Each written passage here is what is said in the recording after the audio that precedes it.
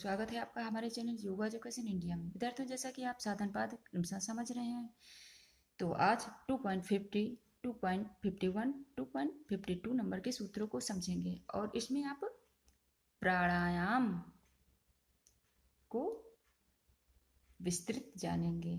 चलिए समझते हैं। सबसे पहले सूत्र को देखें। बाह्य अभ्यंतर स्तंभ वृत्ति देश काल संख्याभिः परिदृष्टो दीर्घ सूक्ष्म 2.50। अब इन शब्दों के अर्थ को जानते हैं। बाह्य अभ्यंतर स्तंभ वृत्ति का अर्थ है बाह्य यानी बाहरी, अभ्यंतर आंतरिक, स्तंभ रोक, वृत्ति हलचल,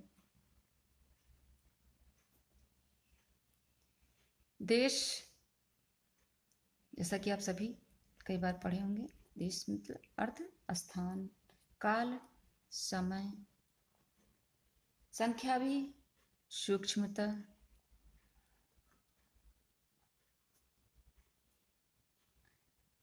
दृष्टा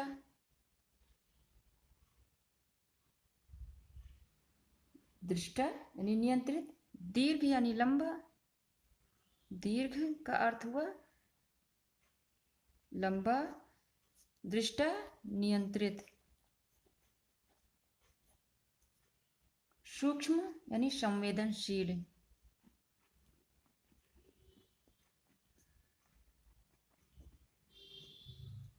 ठीक, उपर्युक्त प्राणायाम यानी जो आपने पिछले वीडियो में समझा, यानी पिछले सूत्र में तस्मिन् सति श्वास प्रश्वासो योगित विच्छेदा प्राणायाम, इस सूत्र को जो जाना आपने 2.49 नंबर वाले सूत्र को। तो अब उसके बाद पतंजलि ऋषि बताते हैं उस प्राणायाम यानी जो पहले आप समझे उस सूत्र में। तो चलिए अब एक लाइन में समझें तभी समझ में आएगा। इसमें कई आंसर आपके निकल कर आ सकते हैं। उपर्युक्त प्राणायाम यानी पिछला बाह्य वृत्ति, आभ्यंतर वृत्ति, स्तंभ वृत्ति, कितने 3 प्रकार के। स्तंभ वृत्ति वाला यानी 3 प्रकार का होता है तथा वह यानी प्राणायाम देश, ध्यान देना, देश काल एवं संख्या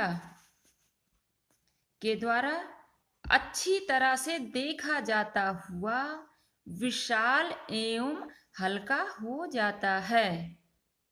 ये एक लाइन में आपने समझ लिया। देखिए विद्यार्थियों, प्राणायाम 3 चरणों में पूरा होता है। कैसे? अंदर खींची गई लंबी श्वास क्या कहलाती है? पूरक।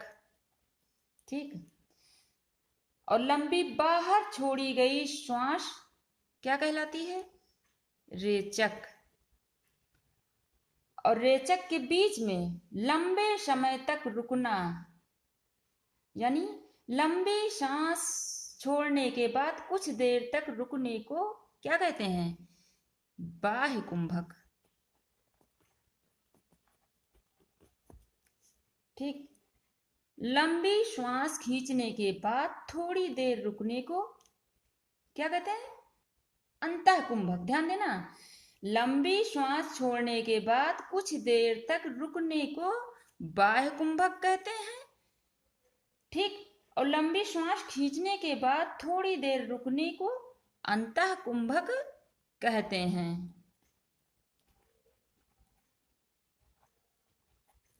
ठीक, और समझे इसमें अच्छे से। इसका अभ्यास किसी व्यक्ति के गठन और परिस्थिति के अनुसार देश काल और संवेदनशीलता के संदर्भ में किया जाता है। जैसे जैसे कोई स्त्री साधक या कोई पुरुष साधक प्राणायाम की तकनीक में कुशल होता जाता है, उसे पूरक, रेचक, अंतः कुंभक और बाह्य कुंभक को और गहराई व स्पष्टता से करने की योजना बनानी पड़ती है।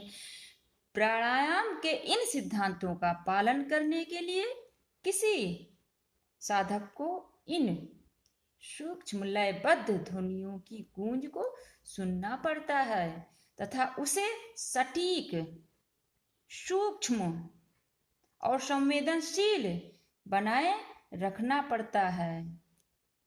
और विद्यार्थियों, इसका तारतम्य अस्थिमज्जा और धड़ की गतिविधियों के साथ स्थापित किया जाना चाहिए। तो आशा करते हैं आपने बहुत अच्छे से समझ लिया। और भी विस्तृत समझना चाहते हैं तो पिछले वीडियो पढ़े हैं, आप देख सकते हैं, उसमें मैंने विस्तृत रूप से समझा रखा है। अब चलिए 2.51 को समझते हैं। बाह्य अभ्यंतर विषय छेपी चतुर्था। तो इनका सबसे पहले आप अर्थ जाने शब्द का, सूत्र के अर्थों। यानी बाह्य, जैसा कि आप जानते हैं, बाहरी। अभ्यंतर, आंतरिक।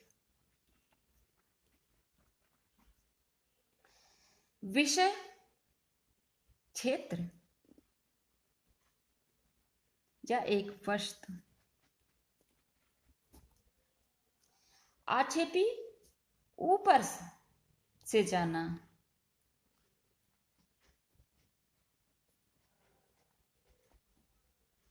चतुर्था, चौथा।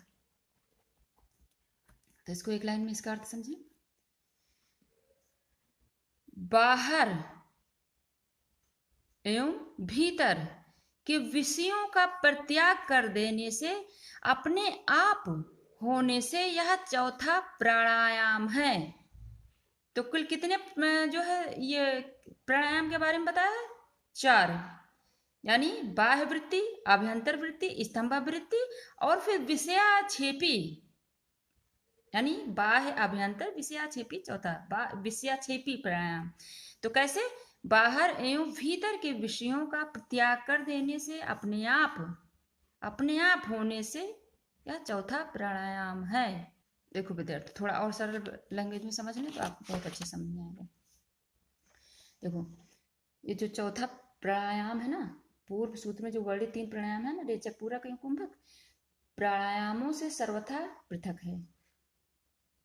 महर्षि पतंजलि कहते हैं कि यही तथ्य प्रदर्शित करने के लिए यहाँ सूत्र में चतुर्थ पद का प्रयोग किया गया है। तथ्य प्रदर्शित करने, यानी सूत्रकार का ने यही तथ्य प्रदर्शित करने के लिए यह चौथा सूत्र रखा है। बाह्य एवं अंतः के विषयों के चिंतन का परित्याग कर, क्या, किसका चिंतन का,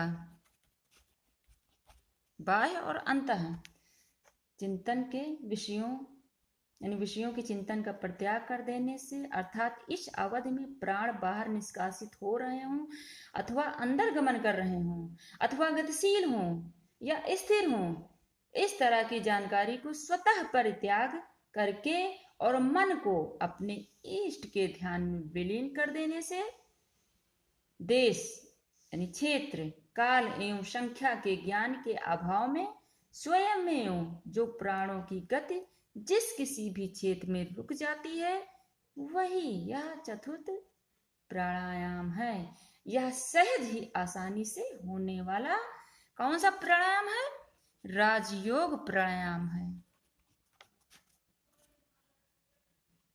इस प्राणायाम में मन की चंचलता शांत होने के कारण स्वयं ही प्राणों की गति रुक जाती है विद्यार्थियों। और जो पूर्व में वर्णित है सूत्र, यानी रेचक, पूरक, कुंभक, प्राणायाम में प्रयास पूर्वक प्राणों की गति को स्थिर करने का अभ्यास करते करते प्राणों की गति का निरोध हो जाता है। यही इस चतुर्थ प्राणायाम की विशिष्टता है।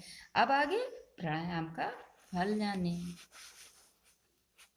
चलिए, ततः क्षीयते प्रकाश आवरणम 2.52। यह ध्यान रखना, यह वीडियो आपके लिए बहुत ही इंपॉर्टेंट साबित होने वाला है। ये सारे सूत्र इंपॉर्टेंट हैं, क्वेश्चन बनते रहते हैं। अब चलिए अर्थ समझें। ततः, फिर,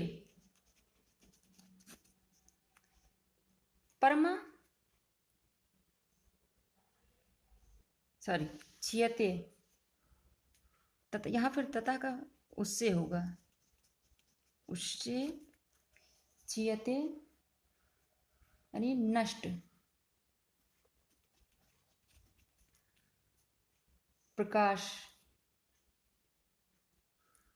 जैसा कि आप सभी जानते हैं, रोशनी, आवरणम आवरण।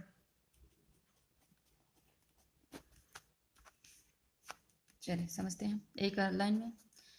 उस यानी प्राणायाम के अभ्यास से प्रकाश, ध्यान देना, फल, प्रकाश। अब प्रकाश किससे रिलेट किया गया है? ज्ञान से। ज्ञान का आवरण क्षीण हो जाता है, यानी जो ज्ञान पर पर्दा पड़ा रहता है वह क्षीण हो जाता है प्राणायाम में प्रतिष्ठित हो जाने पर। यह 2.52 नंबर के सूत्र में पतंजलि ऋषि ने बताया है, और मैं इसको विस्तृत समझा दूं आपको, तभी तो पता चलेगा कैसे जो है प्रकाश का आवरण क्षीण होता है। देखो, शोक, संदेह, ध्यान से देखना, विचलन,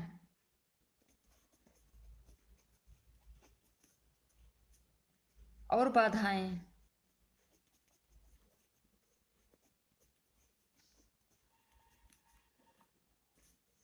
चाहे शारीरिक, भौतिक, स्नायु विषय, नैतिक, सामाजिक, मानसिक या बौद्धिक क्यों ना हो, वे विवेकी मन और बुद्धिमानी पर पर्दा डाल देते हैं।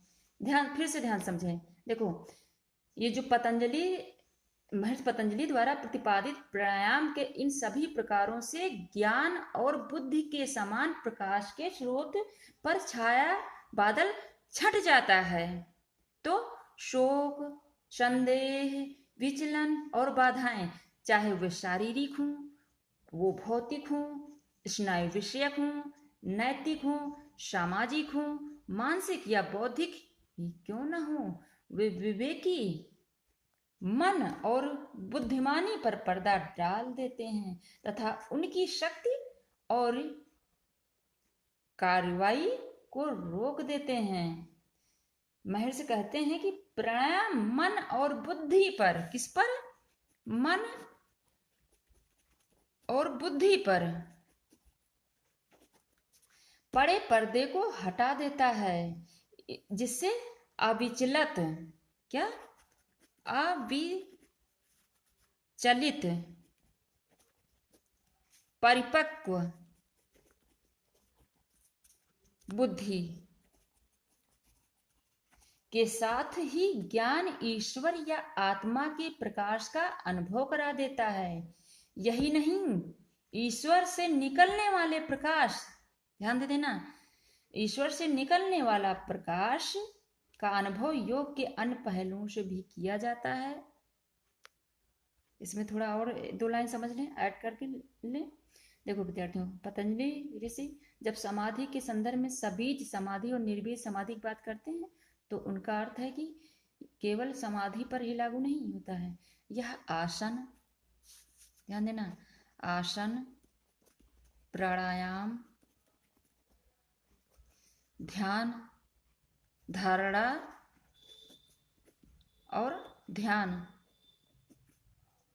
पर भी लागू होता है। तो आशा करते हैं आपने बहुत अच्छे से समझ लिया होगा। जहाँ कहीं ना समझ में आया कमेंट बॉक्स में शेयर करना।